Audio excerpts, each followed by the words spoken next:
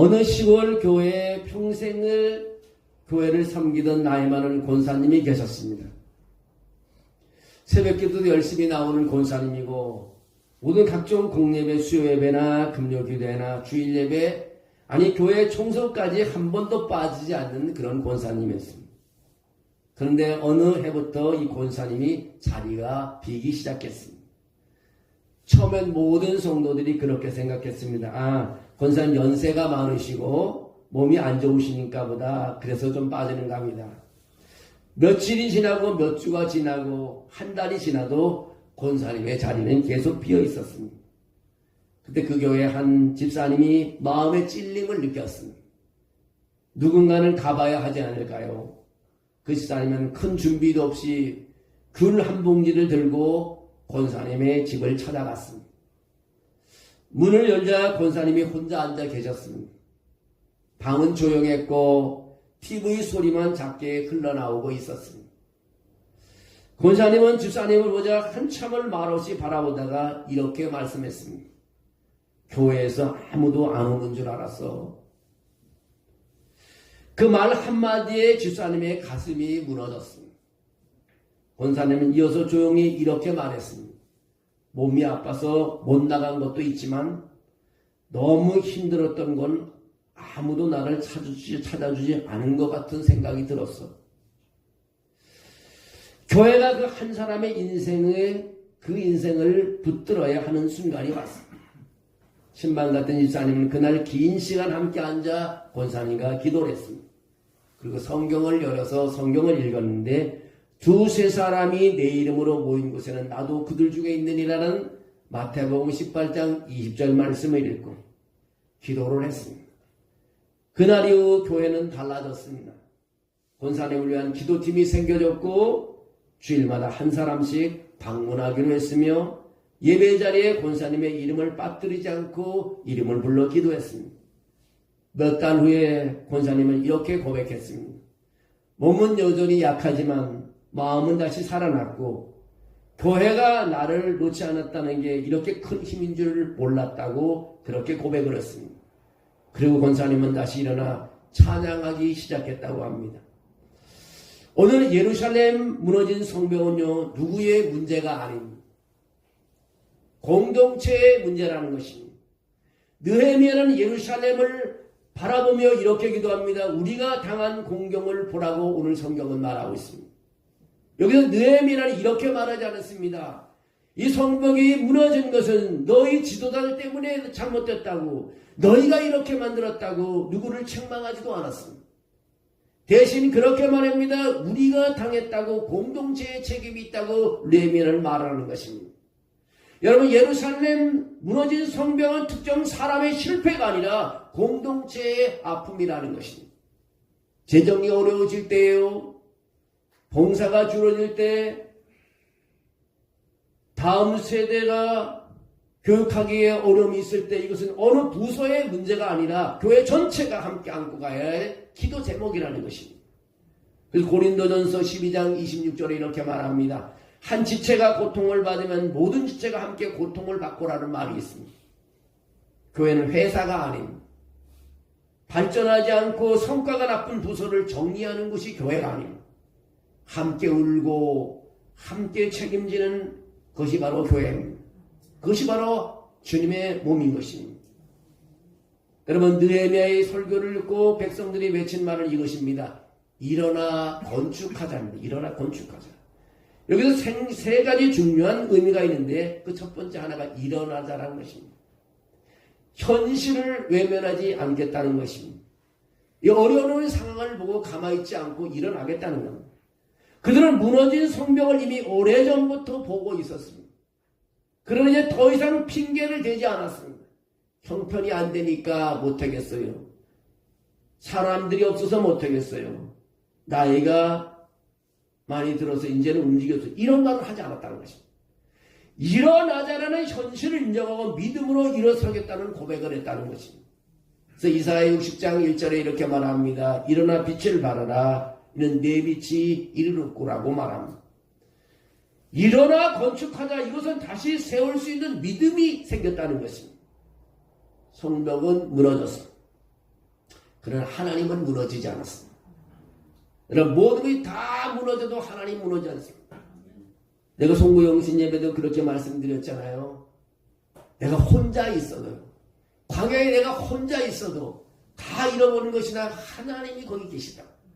하나님이 있는 곳에서 내가 혼자 있어도 일어날 수 있는 길이 있다는 것입니다. 시편 127편 1절에 그렇게 말합니다. 여호와께서 집을 세우지 않으시면 세우는 자의 수고가 헛되다고 말합니다. 건축은 인간의 능력 과시가 아니라 하나님께서 함께 하실 때 거룩한 사역이 되는 것입니다. 오늘 하자라고 말합니다. 일어나, 건축 일어나 하자. 나 혼자가 아니라 우리의 결단이 있어야 된다는 것입니다. 느헤미야는 혼자 외치지 않았습니다. 백성들도 이렇게 말합니다. 우리가 일어나 건축하자고 말하고 있습니다. 교회는 한 사람의 열심으로 유지되지 않고요. 한 가정의 헌신으로 서지 않습니다. 한 마음, 한 방향, 한 믿음으로 세워지는 것입니다. 빌립보서 1장 27절에도 그렇게 말합니다. 한 마음으로 서서 한 뜻으로 복음의 신앙을 위하여 협력하라고 말하고 있습니다. 오늘 우리가 사무연회 때문에 이제 두 번째를 하는데 사무연회가 되면요. 이제 장로교는 공동교회라죠. 우리는 성결교회 사무연회가 되면 재정 보고가 있고 조직 보고가 있고 사업 보고가 이어집니다. 이때 중요한 질문이 이것인 것입니다. 얼마나 남겼느냐가 중요한 것입니다. 누가 이름이 빠지고 세웠느냐가 중요한 것입니다. 무엇을 세워가느냐가 중요한 것입니다. 계획이 무엇이냐가 중요하다는 것입니다. 재정은 숫자가 아니라요 벽돌입니다. 헌금은 단순한 지출이 아니라 하나님의 집을 세우는 벽돌에 불과합니다. 고린도후서 9장 7절에 하나님은 즐겨내는 자를 사랑하십니다. 적은 벽돌로 하나님의 손에 들리면 성벽이 되어가는 것입니다. 조직은 행적이 아니라 기둥이라는 것입니다. 직분은 명예가 아니라 교회를 떠받치는 기둥이 되는 것입니다. 그래서 고린도전서 4장 2절에 맡은 자들에게 구할 것은 충성이라고 하는데 충성은 신앙을 지키는 사람을 말하고 있습니다. 목숨을 걸고 신앙을 지키는 것을 말합니다.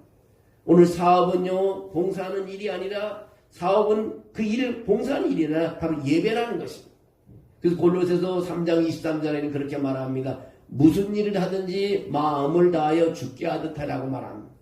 보이지 않는 봉사가 가장 든든한 성벽이 된다는 것입니다. 어느 작은 시골 교회에 예배당 지붕이 오래되어 비가 새기 시작했다고 합니다. 사람들이 말했습니다. 이 교회에 돈도 없고 사람도 없는데 어떻게 저 지붕을 고치는가. 그때 한 어르신 권사님이 이렇게 말했다고 합니다. 지붕은 세면 안 되지만 기도는 세어 나가도 괜찮습니다. 하나님께서 다 들으시니까 우리가 기도만 열심히 하십시다. 그날 이후 성도들은 하루에 한 번씩 지붕을 위해 기도했다고 합니다. 작은 헌금을 모았고 각자의 자리에서 최선을 다했다고 합니다. 몇 달 후 필요한 재정이 정확히 채워졌고 지붕은 고쳐졌다고 합니다. 사람들은 말합니다. 우리가 지붕을 고친 것이 아니라 하나님이 우리 마음을 하나로 묶으셨다고 그렇게 말했다는 것입니다. 여러분 오늘 느헤미야가 공동체를 하나로 묶는 세 가지 힘이 있는데 그 하나가 뭔지 아십니까?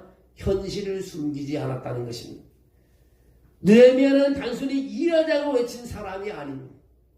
그는 사람의 마음을 하나로 묶는 영적 리더십을 보여준 사람입니다. 그래서 현실을 숨기는 정직한 진단을 했습니다. 느헤미야는 그렇게 말합니다. 예루살렘이 황폐하고 성문이 불탔다고 말하고 있습니다. 그런 상황을 더 미화하지도 않았습니다. 괜찮은 척하지도 않았습니다. 덮어주지도 않았습니다. 공동체는 문제를 숨길 때 무너지고 문제를 함께 볼 때 다시 세워지는 것입니다. 잠언 28장 13절에 자기의 죄를 숨기는 자는 형통하지 못하다고 말하고 있습니다. 사무연회는 자랑거리가 하는 자리가 아닙니다. 다시 세우는 자리가 돼야 됩니다. 우리가 이제 예산을 세우고 결산을 하고 다시 직분자를 임명하고 다시 출발할 때 이것을 다시 세우는 자리지 자랑하는 자리가 아닙니다. 사람의 말이 아니라 하나님의 손을 증거하는 자리가 돼야 됩니다. 느헤미야는 그렇게 말했거나요. 하나님의 선한 손이 나를 도우신 일과 왕이 내게 이런 말을 전하였더니 라고 말합니다. 그런 자신의 능력을 과시하지도 않았습니다. 내가 설득해서 이루었다고 느헤미야는 말하지도 않았습니다. 그런 정치력을 발휘하지도 않았습니다. 그가 말하는 하나님의 손이 역사하셨다고 말하는 하나님의 손이. 시편 127편 1절에 여호와께서 집을 세우지 아니하시면 아무것도 할 수 없다고 말하고 있습니다. 사랑하는 성도 여러분, 교회가 여기까지 온 것은 누구의 헌신이 왜 하나님의 손이 있었기 때문인 것입니다. 하나님의 선한 손이 우리 교회를 도와주고 여러분의 삶 속에 함께 하시는 것입니다. 느헤미야는 성벽을 다시 세우기 위해 모두가 참여할 자리를 열어놨습니다. 여러분, 성벽을 세우기 위해서는 한 사람이 되죠. 다 누구든지 성벽을 세울 수 있는 다 기회를 주었습니다. 혼자가 아니라 모두의 사역이 되었습니다. 근데 느헤미야는요, 혼자 건축하지 않았습니다. 느헤미야 3장을 보면 놀라운 장면이 나오는데요. 그 성벽을 건축하기 위해서 제사장도 동참하고 상인도 동참하고 여인들도 동참하고 각 가정의 모든 사람이 자기 앞에 성벽을 쌓았다고 말하고 있습니다. 멈추지 않고 성벽을 세웠습니다. 느헤미야 3장 28절에 제사장들은 각각 자기 집 앞에서 중수하였다고 말합니다. 교회는 구경하는 사람이 있는 곳이 아닙니다. 각자 맡은 자기 한 성벽을 세우는 공동체가 되어야 됩니다. 우리 예배를 하든 섬기든 봉사든 무엇하든 우리는 구경하는 사람이 아니라 우리는 구경하는 사람이 되어서는 합니다. 우리가 모두 동참해서 세우는 사람이 되어야 되는 것입니다. 오늘 사무연회는 단순한 회의가 아닌 것입니다. 일어나 건축하자는 신앙 고백의 자리가 되는 것입니다. 뭐 두려워할 게 있나? 하나님이 함께 하시는 한 발짝 내디디자. 걸어가자, 세우자. 이것이 바로 사무연회인 것입니다. 재정으로, 조직으로, 봉사로, 기도로, 한마음으로 주의 교회를 세워가는 공동체가 되어야 되는 것입니다. 그래서 에베소서 2장 21절에서 22절에 그렇게 말합니다. 그 안에서 건물마다 서로 연결하여 주 안에서 성전이 되어가고 너희도 성령 안에서 하나님의 거하실 초소가 되기 위하여 함께 지어져 가느니라고 말합니다. 여러분, 우리가 서로 연결되어야 돼요. 우리가 서로 하나가 되어야 됩니다. 그렇지 않고는 하나님의 일을 이룰 수가 없습니다.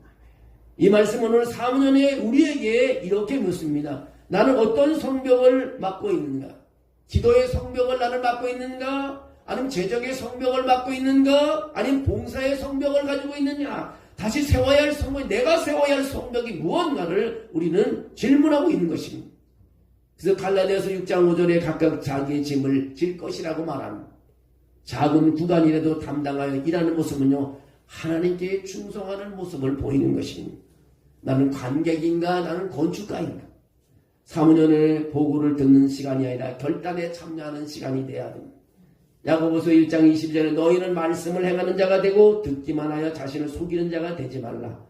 누군가 하겠지가 아니라 내가 하겠다는 그런 고백이 있어야 됩니다. 우린 무엇을 남길 것인가? 느헤미야의 성벽은 단순한 돌담이 아닙니다. 다음 세대의 울타리가 되는 것입니다. 시편 145편 4절에 대대의 주의 일을 찬양하며 주의 능한 일을 선포하리로다. 오늘 우리가 세우는 결정 하나, 헌신 하나가 내일의 믿음을 지키고 우리가 선포하는 하나하나가 성령의 역사하는 일이 될 줄로 믿습니다. 우리는 이렇게 고백하기를 원합니다. 우리는 서로를 탓하지 않겠습니다. 우리는 책임을 나누겠습니다. 우리는 다시 세우겠습니다. 일어나 건축하다 이 고백이 입술의 말이 아니라 재정으로, 조직으로, 봉사로, 기도로 증명해내는 결단이 되어야 되는 것입니다. 오늘 말씀 한 절을 드리고 마치려고 합니다. 스가랴서 4장 6절 말씀입니다. 오늘 길게 설교하면 3년에 못하기 때문에 힘으로 되지 아니하며 능으로 되지 아니하고 오직 나의 영으로 됩니다. 2026년은 우리의 힘으로 재능으로가 아니뇨 하나님의 영으로 성령으로 되는 해가 되기를 주의 이름으로 축원합니다. 여러분, 우리 힘으로 얼마나 뭘 할 수 있겠어요? 할 수 있는 게 아무것도 없습니다. 뭘 우리가 세울 수 있겠어요? 우리 가지는 재능을 가지고 얼마나 재능이 많다고 우리가 다 할 수 있겠습니까? 할 수 없습니다. 할 수 있는 것은 영으로, 주님의 영으로 할 수 있는 것입니다.